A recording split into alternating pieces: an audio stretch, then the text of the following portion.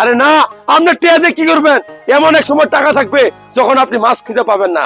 হ্যাঁ, এটা মেঘনা, এটা মেঘনা নদীর পাড়ে দেখেন, পুরানাই নদী দেখেন, ওই যে নদীর দেখাও, ক্যামেরা মানে দেখাও।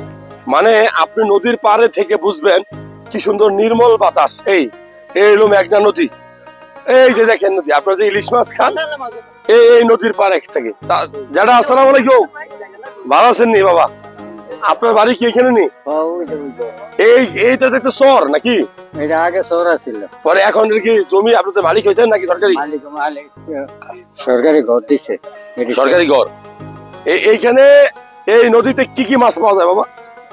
সব ধরনের মাছ পাওয়া যায়। ইলিশ মাছটা 2 বছর একটু কম। ইলিশ মাছের দাম একটু বেশি এখন, কারণ দাম বেশি, মাছ কম। কি কারণে কমছে মনে হয় আপনার কাছে? বুঝলাম না কি কারণে করছে, কিন্তু এইখানে তো উজ দেখে মানে বোধ হয় একটু কম। হ্যাঁ, আমার নালা নুলা আছে না, হ্যাঁ ওই সাইডে আমার তাহলে মাছ আছে। আছে। এমনি মাছ কমার কি কারণ হতে পারে? আগে যেরকম ধরা পড়তো এখন তো ধরা পড়ে না। না, এই একটু কম। কারণ কি? কারণ কিছু তো বুঝতে পারলাম না। আমার ধারণা যেটা বয়স হয়ে গেছে কারেন্ট জাল, ওই ছোট অবস্থাতে না, না, ছোট মাছগুলো কারেন্ট ধরে ঠিক ফেলে, আছে। এটা একটা। আরেকটা হলো নদী নালা দূষণ।